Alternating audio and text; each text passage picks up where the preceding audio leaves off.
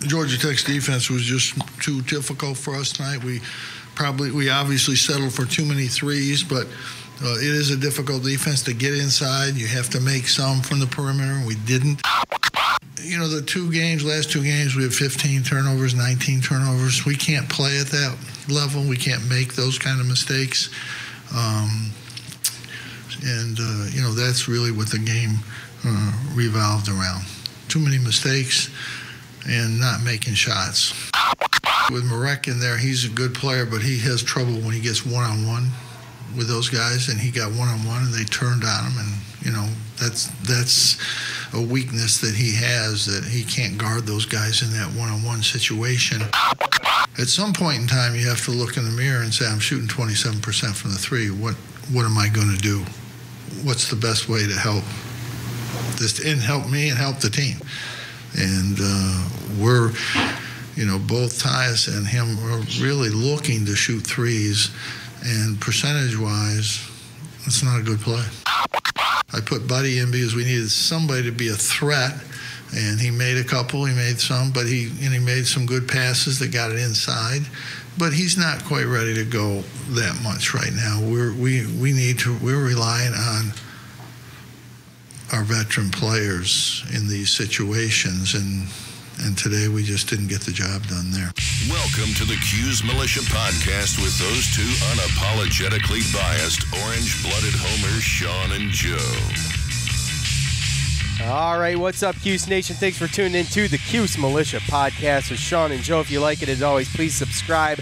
The universal handle for the socials is @Cuse Militia. Go there, join the militia. We are the only Syracuse sports podcast centered around giving you, the fans, a platform. The 4-game winning streak comes to an end. The Orange leave much to be desired, to say the least, getting handled in the Dome, 73-59 against Georgia Tech. You'll hear from us. We'll hear from you. A quad 3 loss at the time is now, after today's new net rankings came out, is actually a quad 2 loss currently. So go Georgia Tech. So I mean, and the consolation prize, the best part of it all, is that we get to make a trip to Cameron Indoor to face Duke and Durham Monday night. So we've got that going for us. We'll let you know what to think about all this, that, and the other. But first, Tix Blitz, a sponsor I think we can all use, something that I know I'll be using the next time I need tickets. You want tickets to anything, you can go to Tix Blitz. Tix Blitz is the official ticket provider for the Armchair Media Network. Joe and I cover Syracuse basketball and football for Armchair Media Network, so go there.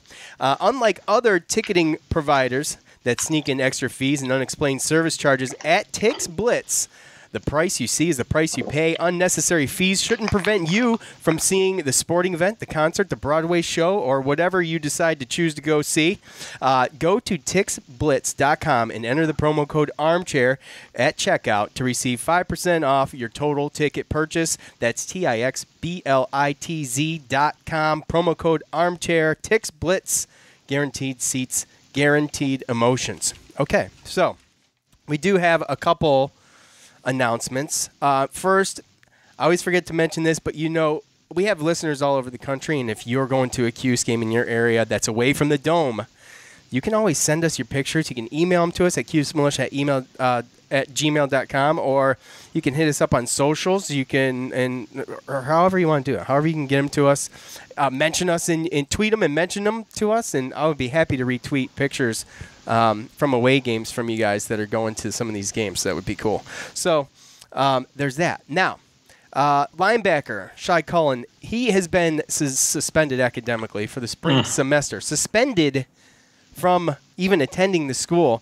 His stepfather, I guess, spoke with the media, and he said that basically what is going to happen is Cullen is going to enroll somewhere else for the spring and hope to get those grades back up enough to be able to have some of the requirements of the David B. Falk College of Sports and Human Dynamics. That's the, I guess, that's your measuring stick. And he wants to get those grades up in the spring. He'll be attending somewhere else, and hopefully he can come back, late spring, early fall or something. I don't know. So there's that. Yeah. Well, he went through something like this in high school as well. He was it was one of those things where he had to get his grades up. Scott Schaefer, he wanted him. He stayed true to him as long as Shy got his grades up, and he ended up working hard and doing it. And hopefully that this is going to be, a little wake-up call for him because, I think that especially early in the season and especially throughout the spring and everything and throughout the summer, if he can come back, his leadership at the linebacker position and obviously playing in the linebacker position, I think it was expected. So hopefully he can, come back, be a little wake-up call, go back, get the grades, so he can come back and join his brothers. And he's got all summer, too. He can attend summer classes. I'm sure he probably will be, right? Right. I'm sure. I mean, you'd like to get it done earlier, sooner than rather than later, but, Also, Syracuse football wide receiver Devin Butler is transferring out of the program. He confirmed this on Instagram. He did start 5 games, but then he missed the trip to Pittsburgh due to violation of team rules. Taj Harris kind of took over and never relinquished that starting spot back. Never looked back. So, unfortunate. Devin Butler. Well, he was more consistent. Yeah. It's unfortunate. There was a lot of high hopes for him, especially coming into this year. He had made some he had made some plays and some contributions early to where you thought that he might be able to follow in the footsteps of Irv and, the guys that were stepping up. Even Custis after this year, the senior going into next year. But obviously other guys have came through. And, we're bringing back 4 out of our top 5 receivers minus Custis. And we have people in the wings waiting that, are hungry as well. So I think he saw the writing on the wall. So for him to be able to go someplace and compete, he had to make the decision to transfer. Yeah, he had a decent season last year, but it is what it is, and we wish Devin Butler all the best in the future. Oh yeah, absolutely. And we also wish all the best to Chance Me, who is announced via Twitter. He says, "I would like to thank Syracuse for everything they have done for me. I appreciate all the coaches, staff, and players, but I will be transferring from the university this next semester. No interviews, please." So yeah, he probably was going to be a backup, Joe. Yeah, he doesn't. Yeah, it really doesn't surprise me. For my own selfish ways, obviously, I would love for him to stay because I do think that he would have been the backup next year and the backup for DeVito for years to come, which would have, solidified our quarterback depth and position and everything. But he was kind of back and forth when it came to his recruitment. He went from. He was a verbal commit to Syracuse, then went and verbaled back to Houston. He verbaled to Houston, and then I think Houston's coach, he left, so then he went back to Syracuse. So, right. And, this happens all the time. There's attrition all the time. Teams, they'll get multiple positions. They get 3 or 4 at one position. You get a backlog in a position, and at some point, there's a writing on the wall somewhere for somebody that, hey, it's just this isn't the place for you. The depth is here, and you can kind of see it. And I think Chance of Me sees it that, DeVito is going to be the starter for the next, until he leaves or, barring injury. But I don't think he wants to wait for that. So, you can't blame the kid. He wants to go somewhere and start. And I think he can go somewhere and help a team. So, wish the best to him. Like I said, selfishly, I think I would have liked to have had that depth at quarterback. I do think that he could have really, really, kind of put the fire to DeVito's feet and kept him a little bit humble throughout the, offseason, maybe not allowing him to be a, full-fledged starter, how Babers did it last year where he said, we don't have a starter and this and that. And Chance of Me, he did do good in the, spring game and through the offseason and stuff like that. So he is a player. And it's it stinks that he has to leave. But again, it's for his own benefit. So yeah, can't really hate on that. Yeah, you can't blame the player for that. But so we wish Chance and Devin all the best, and that's all you can do. Just yeah. We can root for him somewhere else, but like Joe says, I'm with you. It's selfish. You want him to stay and hold him on the sidelines in case you need him. That's as selfish as it gets there's as a fan, some people. Right? I see Devin Butler. We gave him his chance. He had his chance. There's a bunch of young guys underneath him that kind of took the spot from him, and coming in as a senior next year, I don't see him being able to kind of overcome that. There's some guys that are just entrenched in their roles, and like I said, there's hungry guys coming up behind him. So that one I saw, Colin Byrne, I saw that one coming. Obviously Shai Cullen, that was academics, didn't see that coming. But again, I wish him well to get back. And Chance of Me, that was really the one where it comes to the selfishness, because our depth at quarterback has been pretty good last year it was really good. And I was looking forward to it being that kind of good for a couple years. But either way, I mean, best wishes to Chance and all the other guys. Yep. The Georgia Tech recap is brought to us by JP Mulligan's. Now, make sure you go to JP Mulligan's page and Facebook page particularly, and give them a like there, because they give away tickets now and then, and you don't want to miss that. If you like and share their post, I always share it too, but you have to actually go to their page, like and share it from their page to be entered in and to win tickets. I think that's pretty cool. You don't see that all the time from people. So, and we're kind of affiliated with them. You can get some of our swag there. Happy hour every Monday through Friday, 4 to 6. Trivia Tuesdays. Every NFL game every Sunday. And, of course, every Syracuse game. Go there, hang out with the Syracuse fans. And the best part is you get $1 off any Labatt product, I guess, during SU games. So, boom. There you go. Nice. How could you not want that? The game, to me, this is all personal opinion here, most of this, was almost unwatchable about halfway through the second half. An early 6-point lead for Georgia Tech at that point. Early in the second half, felt like 15 as I watched Syracuse on both sides of the ball. Aesthetically, I thought it was a bad look. Then Georgia Tech went on a run. We were consistently beat down the court. Syracuse failed to match the intensity of Georgia Tech. The play on both sides of the ball I thought was flat and lazy. Where the Orange looking ahead to Duke, that's been speculated. Did they just slam down a couple bowls of chicken riggies? I have no idea. Were they hungover? I don't know. But it didn't look good. The Orange put up the ball 57 times. 33 of those were from behind the arc, and they shot 21.2% from back there, 7 for 33. Brissett led Syracuse with 15 points, but it was a little too late as he did not score a single point in the first half, but shot 40% overall at the end of the day. Hughes followed him up with 12 points and not much else to add. Battle, he struggled. He had 11 points. Chukwu came in for a bit after being benched against Clemson for the entire game. 5 rebounds, 1 assist, 1 steal, and 3 blocks. Not terrible. Dolezaj only had 4 points but gave solid minutes with 6 rebounds, 5 steals, and 3 assists. The Syracuse offense was rough to say the least, shooting 31.6% overall. Tech, on the other hand, Georgia Tech, on the other hand, they shot 59.5% from the field and 50% from 3, and their offense is not known for that at all. It was just one of those things that happens to us sometimes. Bad shooting teams shoot good. I don't know what it is. But the battle of the boards was a wash at 32 each. Georgia Tech holds the edge in the all-time series with the Orange at 6-5. Joe's watching TV once again, and we'll wait for him to shut that to freak off. Sorry, man. Sorry. So, Joe, I'm not watching TV either. It's okay. So, you know, my thing was besides the loss, besides the effort, if you just watched them, like I said, it was left a lot to be desired. I don't feel like at some point in the second half, they almost just wanted that game to be over with. Right? Yeah. I mean, did you get that feeling? The body language. Well, not Marek. He's always in it all the time. You know, right. I'm not going to name names. I'm just talking as a team. Just the body language was bad. It did not look good. It wasn't a good look. Right. Yeah. No, that's true. That's definitely, I mean, I saw it, and obviously I think a lot of it had to do with, their situation. I would have liked them to, overcame that because there was plenty of time on the clock, when they did take the lead to be able to come back if they just, just got down and played defense and tried to, win every possession. And I don't know, it just seemed to me like there was way too many mistakes and way too many three-pointers chucked up. I know Georgia Tech plays a funky little zone, and their defense is good. I mean, we did talk about it. I was nervous about it. I talked to you about it before the game.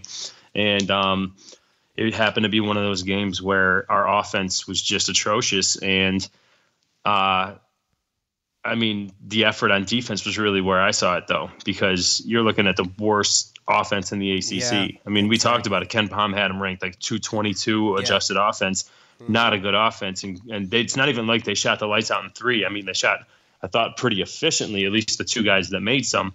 But realistically, we don't get beat like that, down low like that, and just so many easy it was very frustrating. I mean, not getting back on defense, easy, fast break points. It was just the effort on defense, dude. We just got done talking about how it looked like, the 4-game skid or the 4-game winning streak that we were on, that it seemed like everyone was bought in the fact that got to play defense to win. We got to, it seemed like, we were just talking about that. Like I was talking about how I was excited at the fact that we realized that defense is going to win us the games and this and that. And to me personally, I think that they kind of overlooked this team. And I don't know if there's some things going on behind closed doors or behind the scenes that just, Okay, well, stop there. Stop. You can't say that and not elaborate. So there is speculation, and it's all speculation. It's all rumor mill stuff, and usually the media picks up on this stuff if there's an ounce of truth to it, in my opinion. I'm not buying into it, but what's the word? Well, I just think that there's fans out there that think that just changing things up and doing certain things is really just kind of killing the flow of the team. I don't know. I mean, there were some people that said that they were at the game and saw that there was some bickering going back and forth between Frank Howard and Boeheim and Coach Boeheim. Coach Boeheim and Buddy Boeheim being in for as long as he was yesterday. I have really no problem with it because I was looking at the effort, and he did have effort. Although, and we've talked about it before, I think that he still has some strides to make as far as his lateral movement and just his athleticism and stuff like that. But overall, he's a good player. He plays hard. He can shoot. And I know where Jim was going with that, with trying to get a spark off the bench, and he did. He hit a couple and he got the crowd into it, and that happened. But the rest of the team didn't respond, and nobody else really responded to come out. And then you brought a couple guys in, and like we talked about it at one point, I think Jalen Carey, Frank Howard, and Elijah Hughes were all on the bench. So, was it a desperate? I mean, could it have been a desperation move for Jim to kind of like just really manipulate the lineup to see if anything could happen, some kind of spark, some kind of chemistry, just like? Well, that's what's worrying me, right? Is that it seems like every game there's something. I mean, he's looking at matchups and there's something. It just seems to me like random kind of lineup changes and switches and bringing people in, and Chuku doesn't play, and then Chuku plays a bunch. And there's only a couple guys that give it full effort every night. And it still seems to me like they're still trying to figure it out. Like there's still something going on with the team that they still just can't figure out. And there were some guys that played some really bad games, some of the worst games of their season. And it was just overall a bad game. And again, you get we're going to get the reaction right after the game. But again, we've seen it before. Syracuse loses games like this every single year in conference, and every year. There's always a deflating loss.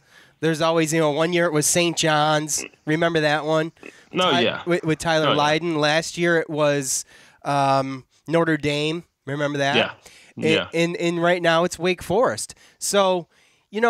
Georgia Tech, but that's okay. I know you get it with the same colors. But. So with me and Joe, I always privately, I do that every time we talk about Wake Forest or Georgia Tech. I am guaranteed to mention the other team. So yeah, this year the colors, man, I just get freaking, I get swapped up. So this year it's Georgia Tech. Right now it's Georgia Tech, but Georgia Tech. I think maybe they've been. Okay.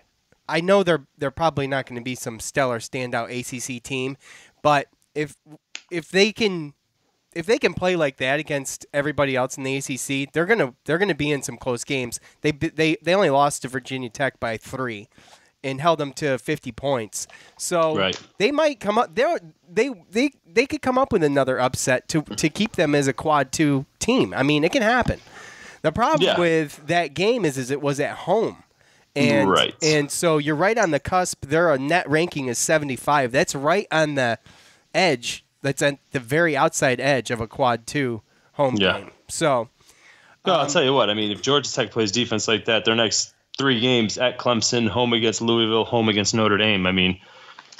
They can go 3-0, end up being 13-6, and they can be in a position to where they're really helping. Like they have that defense. That defense was really, really weird. It's like a rotating zone, a matchup zone. Yeah, it's really, I mean, it obviously confused us to the point where we just, I mean, don't get me wrong. We got some good shots on the 3-point line, but the thing is that it's just overall, it's not a good matchup for us because we're not a good 3-point shooting team. So if we're not on that night, then we really got to press the issue of being able to get it inside and do certain things. Yeah, and that's the dagger, man. You don't have a true center really playing in the game right now. Chukwu, he might be, who knows? He was, he was done. He got injured, and it didn't look like real great. No, for us. And that's the thing is we don't get scoring down there. And then when we play against teams like that, they had Banks down low, that Gay. I said that last year too when we played him. His last name's Gay. I was going to say that Gay guy, but he was good down there too. And it gets in a situation where Merrick's really not good down low, one-on-one. Right. Go ahead. So then you have to bring in a Chukwu or a Sidibe for defensive purposes, and then it hurts your offense. Right. So overall, right now, it just seems like Jim's trying to fiddle around with the offense to kind of figure out the matchups and how it's going to work out. And it just seemed like just a really bad matchup. And obviously some things going on. Frank Howard and Coach had some words on the bench, and it's and if you remember, Joe, Frank's sophomore year, they had the same turmoil.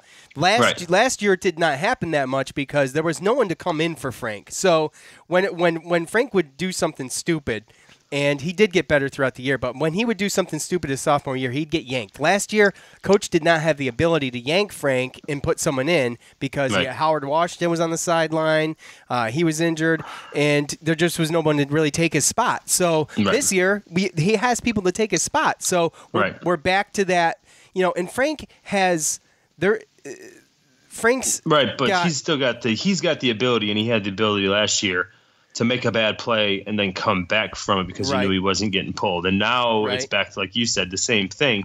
And I think that Boeheim's got to kind of Boeheim's got to learn from last year, unless he's got a sure guy that can come in and is going to do the same thing, because Kerry comes in and makes the same mistakes. Buddy comes in and it gives us a threat, but then it kind of hurts us on, if we want to press or the defensive side a little bit. So, I mean, unless you have somebody that's definitely going to come in and can come in and contribute and you can trust, then you got to be able to trust Frank and knowing that he might be able to come back and make a couple good plays if you just leave him in a little bit longer. I think that's a good point. I think Frank's got to be able to work through his own mistakes on the court and pulling them right away, even though it might not be the best idea. He did overcome some bad mistakes last year, and he was averaging high 14s, almost 15 points a game. So, you're right. I mean, I've heard that mentioned too by Dale Shackelford mentioned that. So to not pull him out, let him work through his mistakes on the court, and if he's not on the court, he's not going to just get better by watching from the bench. I mean, and at some point, I think we're deep enough to where we got to press the issue more. If we have to press more, if we have to speed it up more, if you want to sub more, then play a little bit hard. Play a little bit faster, push the issue a little bit more. I know that sometimes it's tough with the zone that we play, and then obviously with Georgia Tech's defense, but because guys are going to get, I mean, like I said, I mentioned it in the beginning of the year, and we didn't really know how this is going to play out. But you had all of starting five people coming back, and they were used to playing a majority of them were used to playing a majority of the minutes of the game. Right. So now what happens when you bring in some talent, you bring in Elijah Hughes, you bring up some other guys that are going to be able to come in and help. Well, you need to be able to make that work. And, if the guys aren't, I don't know. I mean, that's coach that has to figure that out. Yeah, but at the same time, the players, it's all about, when it comes to effort, that's on the players. All right. Well, so, I mean, something's got to give where you got to kind of understand, like, hey, look, you might not like what the coach is doing this year, and maybe last year you liked it because you could get away with stuff and you played the whole game because we didn't have depth. But now, coach, he's got, the bench, he's got the future to look forward to, and obviously the present. And, he's going to sub as he wants and as he deems fit, and the players got to be okay with that. And the effort can't go down when he makes something that he makes a decision you don't agree with. Frank has a short fuse too. Mm-hmm. So, I don't know if it carries into the game, but arguing back with coach and stuff. I mean, it's not a good look. I don't like that stuff. I think you should be coachable enough to just sit there and take it sometimes. But, and if the players weren't worried about that stuff and other stuff, and they actually were in the game and they had the effort, and, I mean, there were some times in the second half where there was a chance to where they could key something back. And I know I mentioned when Buddy hit a couple of those threes, and then we forced a couple turnovers on the press, and you saw the other point guard there, Alvarado, yelling at some of his other guys, and it looked like they were starting to fall apart. I mean, that the crowd started getting into it. That right there, it should have been the players should have been able to get up from that and be able to try to make something happen. And it was like as soon as something like that happened, we turned around and we just turned it over down the who's our guy? Who's our guy that's on the court yelling at his teammates, getting them in line and telling them where they need to be and what they need to be doing? Who's doing that on Syracuse's team? Right. Who? Nobody. Yeah. That's the point. Yeah, I know. That's the point. There's no vocal leader. And every team has that guy. And Syracuse does not have that guy. No. So, all right. Well, what do you say we hear from the fans, Joe? What do you say? It sounds good, bud.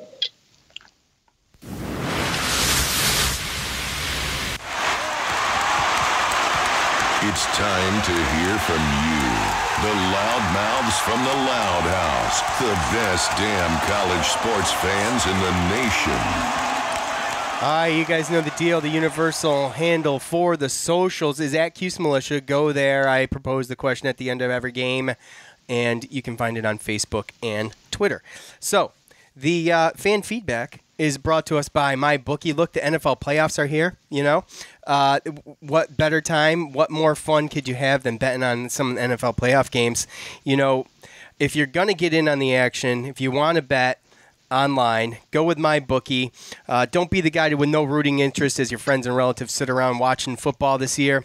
Not with the Super Bowl around the corner. Make sure you're ready for daily action by signing up at MyBookie today. They pay fast when you win. Ownership really cares about good customer service, and they offer the craziest props.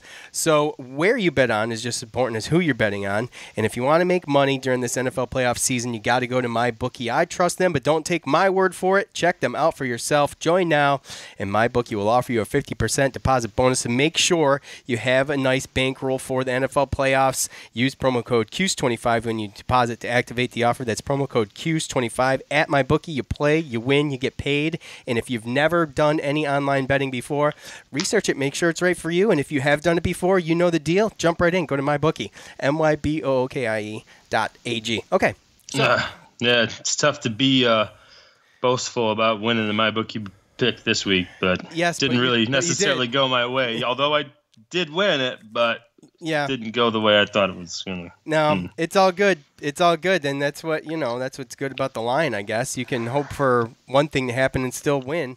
Yeah.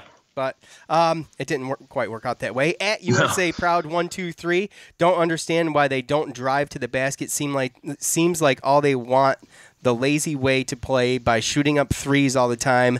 Could have gotten them in foul trouble and stopped the clock if we drove more to the basket. And Boeheim's kid sucks. So I don't think they could drive. I don't think they could get in there. I think they were trying. No, it's hard to drive on a zone. Yeah, it's hard to drive on a zone, and that zone was a very active zone. And when they did try, they were getting the ball stolen from them. Well, yeah, and it's a random zone that it's very. I mean, what's open, but as far as bringing it in and stuff like that, it's unless you got a guy down low that can score, then you're really just running into trees. Yeah, if you can throw it like what they do to us. Yeah, let's do this. Let's say this. Exactly. Like what they do to us when Georgia Tech was testing the baseline. You saw them test it a couple of times, and then they went for a couple alley-oops, and they were getting it down there. That's what we need to do, but we don't really have the personnel. Yeah, that's kind of what it is, yeah. Right. At Mackie_62, this team better shape up if they want to get a good NIT seed. Lots of tough games left. Stealing a guy from the football team would be a really smart move at this point. Need to put someone over the 160 pound. Put someone over 160 pounds to play in the paint. Well, I mean, I love the snark. What can I say? I mean, I love the snark. I get it. Look, We're not NIT bound yet. Everybody talking NIT. Just pump the brakes a tiny bit. Yeah. It's halfway through this. It's way early. We still have the ACC tournament, and we've got plenty of games left to make up for it. But I do get it. It's snarky. It's funny. I get it. At Reddick JJ. Huh? JJ Reddick? This is what makes Cuse fans the worst. The minute a bad game occurs, everyone is ready to give up on the season. It's a definition of a fair weather fan. At the same... If the same reason... Well, it's... You can't even read. Hold on. It's... for someone who pops out all these big words... I'll read it like you wrote it. It's the definition. Today, Junior. It's the definition of a fair weather fan. The same reason we haven't fully supported our football team or our amazing women's basketball team. I think what he's saying is that we weren't supporting the football team like probably everybody who listens to the podcast, because people who listen to the podcast generally, first of all, they're the smartest group of podcast listeners on the planet. Second of all, they're hardcore Syracuse fans, and they're not generally fair weather, I don't think. But what he's saying is that everybody loved the football team this year, but for the past 2 years, they were blowing them, they weren't giving them the time of day. 2, 3, 4, 10. Yeah, well, right, exactly. So, one bad game, and it's a bad one. And, everybody's all up in arms talking NIT. It was a bad one. Yeah. At Giant4 fan, terrible. I can't understand why they continue to look for the 3 when they're such a poor 3-point shooting team. We need a big man that's going to play like a big man in the worst way until these 2 major flaws of this team are fixed. This is no better than an NIT team. Well, if they continue down this trend, then I would agree with that. But like I said, I mean, lots of games. It looked like they were making strides. It looked like a bump in the road, and again, it comes down to... I think they were caught off guard. It was a matchup thing, Joe, right? I mean... Yeah. I mean, I think it had something to do with that, yeah. It was a big matchup thing, frustration thing. I think that they were looking past it a little bit, 9-point favorite in Vegas, like... To everybody else, Georgia Tech didn't stand a chance. Everyone else but them, obviously. And then I'm going to give kudos to that coach. Josh Pastner's a good coach. It's only his 3rd year there. He made Memphis. He didn't make Memphis, but obviously he took over Memphis after Calipari, I believe. And they were good for years upon years. So, I mean, obviously you got the job in an ACC school. So, he's a good coach, and I wouldn't be surprised if in a couple of years Georgia Tech's not, a team to be reckoned with. So, well, he's a good coach, and he's young, and he's passionate. Did you see the way take Frank Howard and Boeheim, look at that situation, and then compared to how his players reacted to him. Take Gay in him. Remember when Gabe didn't block out or something, and Josh Pastner came at him, and Gay was like, "I'm sorry, I know," and he put his hands on him. He's like, "Look, I'm sorry, it was my bad." Accountability, man. Right. And they're buying into what he's selling. So, I mean... And it shouldn't matter who's playing. It shouldn't matter. I mean, you go in with a game plan. You play as a team. And you got to stay positive. And the effort's got to keep going. And I think what it came down to almost this past week was like Jim Boeheim said, screw it. I'm going to put in whoever is going to show me some effort. Yeah, and, sometimes... You got to show them the whip. Unfortunately, it didn't work out, and it is what it is, but we're not going to beat the dead horse. At If Now Not When 84, buddy Mike, hard to be objective after such a terrible loss. Defense was awful, and battle never got going. Makes me sad. NIT, here we come. Mike! Michael! Mike, come on, man. Stop with that NIT talk, buddy. Cut it out. Come on, man. It made me sad, too. Mike, you're going to the Duke game. Yeah, Mike's going to be at the Duke game. That's right. So come on, bud. You can't have that NIT. You going in there wearing orange, or you going in there incognito, Mike? That's what I want to know. Look, it happens. Games like this happen. And there was too many bad things that happened to kind of even try to explain it. I mean, it's a bad game. It was a bad game. We would have lost that game to probably half the teams in Division I. Probably more than half. Well, if they played that defense, let's put it that way. I don't know, man. Because like I said, that defense does open up certain spots. Like shooting the 3, I get it. But if it's a wide open 3, then you have to be able to take that shot. Frank Howard missed a practice shot 3. There was no one within. It wasn't 15. a practice shot because it was during the game, but I understand. I'm like just that's saying, what I mean. That defense Joe. is they talked about it. Virginia Tech. It was the same thing with Virginia Tech. They figured it out. They realized that was where the open shot was, and even when we finally figured it out, we were missing wide open threes. Well, it wasn't a practice shot because it was during the game. Okay. Okay. Brandon on Facebook. You think the NIT will send an invite? LOL, I don't know. Awful loss. Won't look good with new system. Not a good look moving into Duke. Not sure why they managed to miss so many shots. No calmness to this team tonight. No punctuation either, Brandon.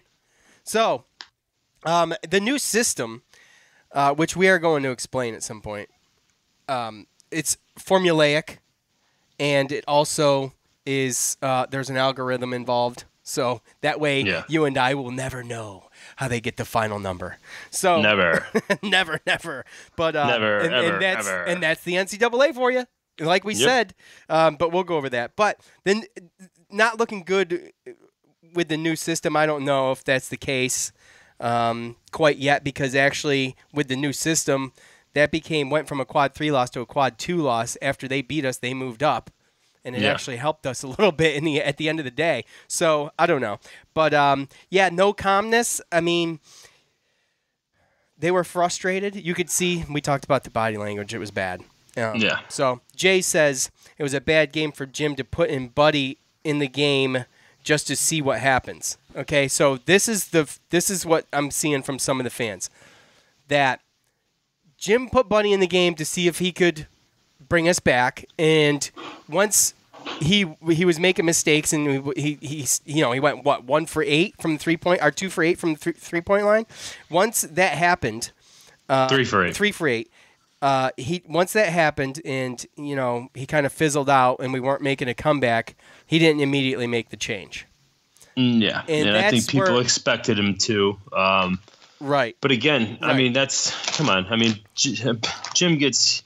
How many times does he get criticized after this? It's overreaction stuff after a game. How many times did he lose a game and the 2-3 zones outdated, and he should retire, and where's Hopkins, and blah blah blah. So, I mean, we knew that this was going to happen. You knew that it was going to happen as soon as Buddy committed to the school, which I hope the fans don't corrupt Buddy's playing career because of the fact they're just giving him a hard time, because the bottom line is the kid obviously doesn't suck. He's a freshman. And there's always going to be this whole, and I was on the bandwagon of maybe Buddy should redshirt, but obviously I was with you. I agreed with that. But either way, this is what we're going to hear when something like that happens. There's going to be fans. Oh, Jim's just playing him because he's his son, or da da da da da. It's the guy he's a great shooter. It's a freshman. He's got to figure it out. He's got to get to the speed of the game, and we need some of these younger guys to help us out, because I mean, what we had last year with no depth, it's not going to work. So we're just going to hear it over and over again. Why is Buddy playing? Every time Buddy might not do good, or like you said, he fizzled out, and then we were pressing. There was a couple times where maybe he couldn't get to the sideline to cut off the guy, and people are talking about, oh, he shouldn't be in there. He's not athletic enough to run, to do the full court press, da da da da da. Like, that's where it came into play. Like you said, once he fizzled out, he started missing the threes, and he didn't make a couple. A lot of people expected him to make the switch, and I mean, whatever. Obviously, at that point, it just wasn't there. It just didn't. There was obviously something going on where he didn't like the effort from the people on the bench, because all of them had a bad game. Frank Howard, Elijah Hughes, Jalen Carey, none of them impressed me at all. Yeah, I know. Joe P. Got a ton of trolls and haters around here. I'm a realist, and I know this team is not as good as everyone thought we were supposed to be. We allowed one huge run that we could not come back from. We don't have the offensive firepower to come back from a deficit like that. Got to be smarter with the ball, take better shots, and don't fall asleep on defense. Let's use this as a learning experience and go shock the world at Cameron Indoor. Wishful thinking. Ha ha ha. So, Joe, he puts it in a nutshell. I mean, I think the run. That's a good way to look at it. I mean, obviously, that's the run that they went on. I do think we could have come back on if the effort was there, but the effort just wasn't there. Like I said, 6 points felt like it might as well have been 15 because it did not feel to me watching the game aesthetically that group of guys that were playing that game were going to overcome a deficit. They did okay in the first half, and then Georgia Tech made the right adjustments in the second half, and they created a lot of turnovers, some fast break points, and then boom. I mean, you couldn't get back on defense, and we got smoked.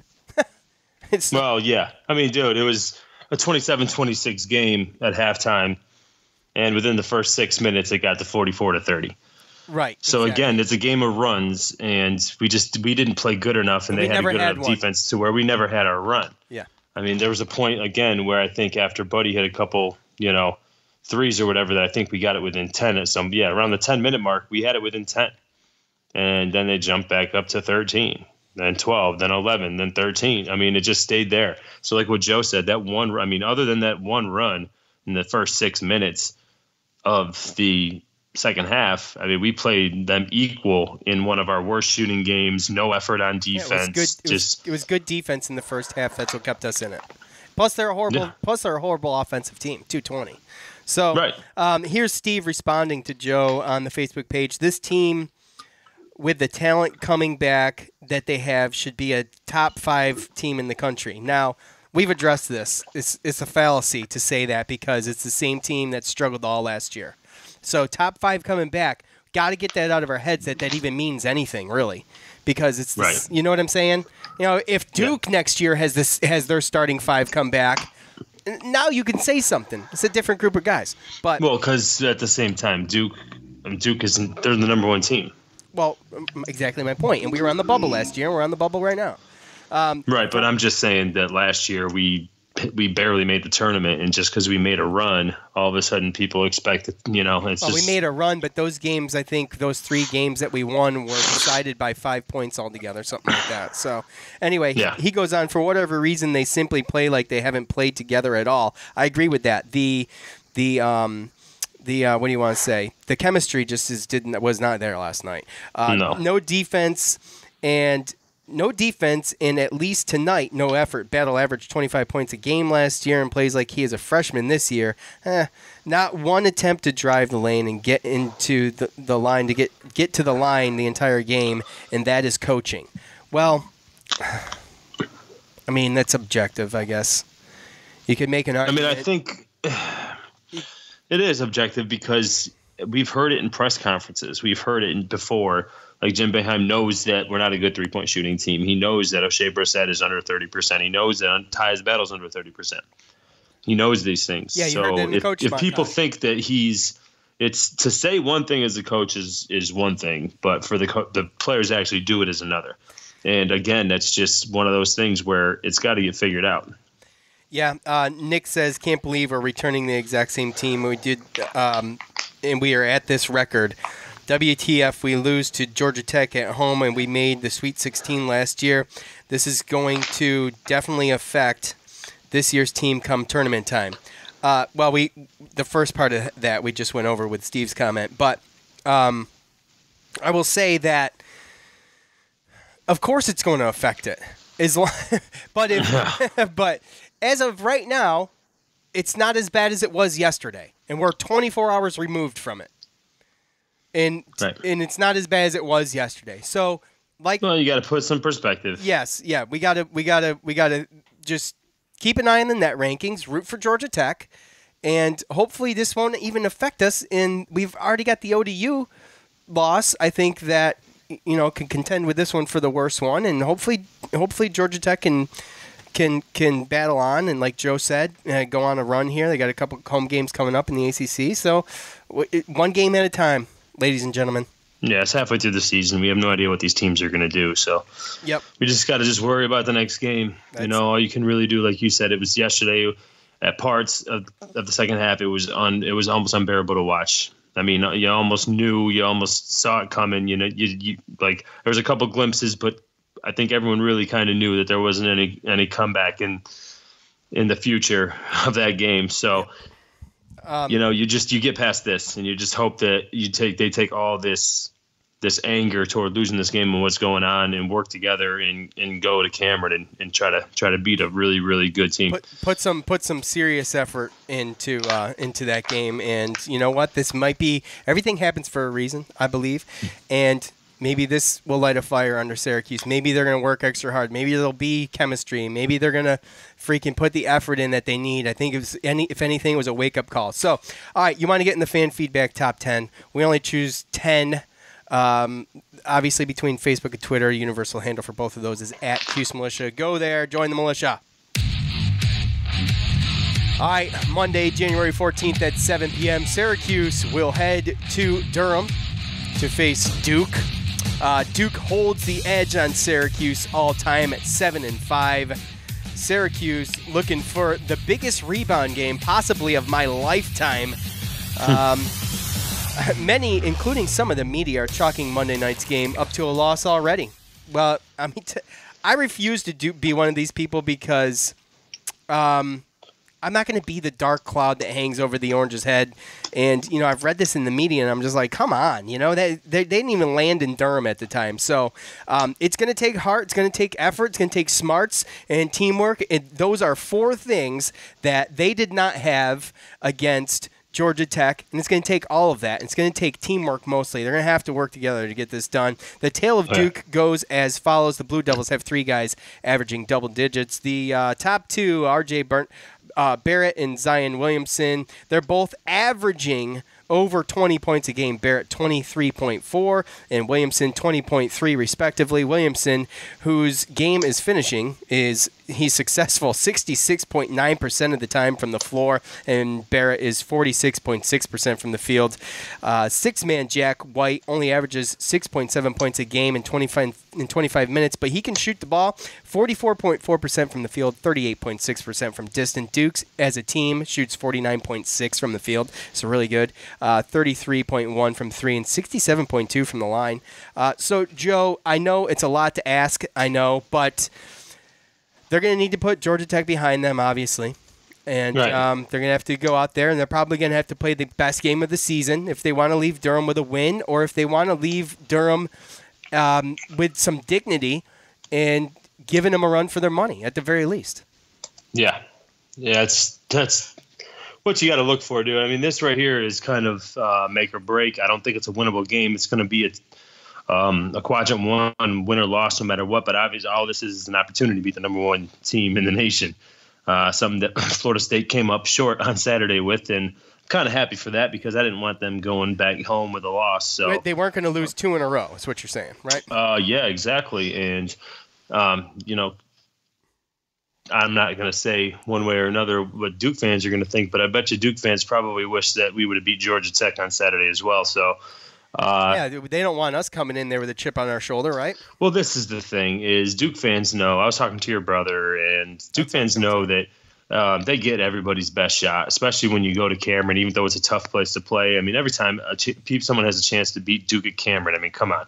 And there's been some classic ones with them in Syracuse, and again, I mean, we've had more success against Duke than we have North Carolina, and you know, who knows if that's credited to Boeheim and Coach K and kind of knowing each other, or if Duke teams sometimes struggle with the zone. But there's no saying. Yes. All I know, dude, is that after this past Saturday, on top of all, you know, just the fact that you get a chance to go to, you know, to Duke Durham and win, or try to win, you know, against the number 1 team. That's just it's a crazy opportunity that everyone wants to have anyway. So that you should be pumped up regardless. But also on top of the fact that you know that you just lost to Georgia Tech as well. Right. So you want to save face, and this is one of those things that they need to do if they want to save face. You know, this has happened. You know, the past 2 seasons that we followed this, we've talked about it on the podcast, and usually there's a couple losses every year where you're scratching your head and you're like, oh man, we needed to win that game. We needed to, you know, we're on the bubble, this and that. And then we turn around and we win a game that we probably shouldn't against a ranked team, maybe on the road, maybe not. Either way, it makes it's actually a better win than the loss, you know, so it helps out. So all that just means is that that's a game we should have had that we need to make up. And this is a perfect opportunity for it. And you just kind of got embarrassed at home, and now you get to go to Duke. So I mean, it's kind of the perfect situation to just right the wrong that just happened. It absolutely is. But on the other hand, too, I mean, let's just throw this out there. If Syracuse actually wins the game, which I think it's going to take an act of Congress to win this game. Okay, I'm not chalking it up as a loss. I'm just saying that, like others, I'm just saying that. The stars are going to have to align for this game to win. But things happen. Things like this. I mean, look, these types of things happen. If they've happened before and they've happened to us, that one of these types of games happens almost every year to us. I mean, remember being down by 20 to UVA? Yeah, remember being down by like 20 to UVA in the tournament that one year, and we came back and beat them. So, I mean, anything can happen. And so UMBC beating Virginia, you know, the multiple games that Duke's lost as far as like, you know, the tournament game against Lehigh and some of the other ones that they've lost. It's just, I mean, it happens. It's basketball. Right. You know, and it's funny because, you know, you got to put this ball in this hoop and you got to play together as a team. But sometimes it doesn't work out. The little bounce here, a little bounce there, call here, someone gets in foul trouble. I mean, things happen. Someone gets injured. You never know. Now, well, back to my point, and it was a long way around because I tend to do that. I don't know if everybody notices that or not, but I tend to do that, and I apologize. But my point is that if Syracuse did go into Cameron Indoor and win this game, I mean, you know, all of the naysayers and the boo birds and the people calling for coach's job and all of this stuff, I mean, they'd be chirping. So, you know. No, it'd be the same thing. That's like when you go to those Facebook posts and you see the text after Georgia Tech versus compared to the text after the Duke win, if that were to happen. You know, it just erases everything. Right. Exactly. You know, it erases the Georgia Tech loss. Yes. You know, you don't even know if it might erase one of the non-conference losses. It definitely could. It definitely could, especially a lot of that stuff. You get a at Duke win, and you're on the bubble. Come on. Yeah. I mean, that's hard to just overlook. And it's not when you're on the bubble. It's not going to be some type of huge swing to where, you know, we'll be back in the top 25. I don't even want to be in the top 25. No, it's not about that. I mean, obviously that makes everything a little bit better, but Syracuse right now is net ranking, by the way, is 59, which is like, that is like not on the bubble. It's like it kind of is, because you have to understand that a lot of 32 teams automatically get in. So then how many? It was 32, right? Or 34? No, I think there's 32 automatically get in, and then I think there's 32 conference winners, and then there's 36. Okay, and then there's 36. There's 68 teams that make it, right? But the whole thing is that are there 9 conference winners that aren't in that top 68? I know, and that's where it gets convoluted. So you're right. Right, okay. Exactly. So you never really know. So right. I mean, it's not that we're out of it. We have had a difficult schedule. We should have won some games that we lost, and again, now we have to go win some games that people don't expect us to. That's just all there is to it, And again, Duke's got a freshman team that hasn't seen the zone. Zion Williamson, he got poked in the eye, and he didn't play the second half at all. And I guess they were talking about he was dealing with double vision, and this might be one of those things where he probably went back to Duke and maybe got looked at, got a second opinion. And who knows if he is, because how Coach K goes and how they should go, and dealing with kids in the NCAA is you got to look out for the future, and you can't just force a kid to play. So if his vision is, I guess they said he had double vision. So you have double vision, then that could, you could go out there and you could further injure yourself because you're not really seeing right. So who knows if he doesn't play because of, precautionary and the fact that they don't want anything else to happen to him for the rest of the season. So you don't really know. Either way, being negative about it and not being able to look at it and be positive, like you said, being negative before the game even starts is just crazy to me. Yeah, I mean, these games are exciting, and just go in there and we'll see what we can do. And, this has become one of those games that, in the tournament last year was even kind of close. I mean, there was a spark at the end of that game last year. I remember us, we almost came back in that game. I mean, we've played Duke close since we've been in the ACC, man. Absolutely. So yeah. And we've had some great games. I mean, epic. Remember The coat was CJ Fair, John Gillen buzzer beater. I mean, yeah. So yeah. Well, and both of those were in the same season, weren't they? No, they weren't. Okay. No. Okay. But again, there was still great games, and again, I would John Gillen win was the last time we beat him. That's right. That was the season after the coat. Yeah. The worst thing that we could do is this, right? If we do lose, you want to see, obviously, a better outing. You want to see it to be a close game. You want to see the effort on defense. If you see those things, I mean, obviously, after a loss, you can always point to things because it really comes down to what Jim Boeheim said, mistakes and not making shots or making shots, and that's it. I mean, you keep the mistakes down and you make shots, and then you just give the effort on defense, then you're going to win a lot of games. So those are the things you got to look at. You know, we could lose and we could still, go out there and play really hard and, kind of get your confidence back, and still give a good effort. But I don't know. It's just if we see anything like we saw on Saturday or worse, then that's where I can understand if people start to get negative or start to actually really worry about the season. So if you can't pull the effort together and you can't pull it together on a road trip to Duke to try to beat the number one team in the nation, then I don't really see you standing a chance, barring a miracle for the rest of the season. Yeah, and I just don't feel like the team's just going to roll over. So we'll see what happens Monday, January 14th at 7 p.m. I believe it's on ESPN, so everybody should be able to get that game regardless. And so that's it. The Duke preview is brought to us by Shoppingtown Barbershop. Open Tuesday through Friday, 8 a.m. to 5:45, and Saturday, 7 to 2. $15 cuts to 6 full-time barbers. A family-friendly, old-school atmosphere. TVs for your viewing pleasure while you get tightened up. The only real game in town. And in March or April, they're going to be moving. So they're going to be moving right to, what was it, Fremont Plaza? Yeah, Fremont Plaza, right across from, the Red Apple. Yeah, Red Apple, and was it the Manlius Fire Department? Yeah, yep. So, all right, that is it. I want to thank Shoppingtown Barbershop, JP Mulligan's, Armchair All-Americans, My Bookie, Tix Blitz. Am I missing anybody? James on guitar. Of course, save the best for last. You guys, thanks for listening. Thanks for participating in the fan feedback. And also, thanks for getting on social media. It's huge to us. We love hearing from you guys. So more Cuse Militia podcast is inevitable after the Duke game. Go Cuse. For Joe, I'm Sean. We're out. Peace. Thanks for listening to the Cuse Militia podcast, the fan's voice with Sean and Joe.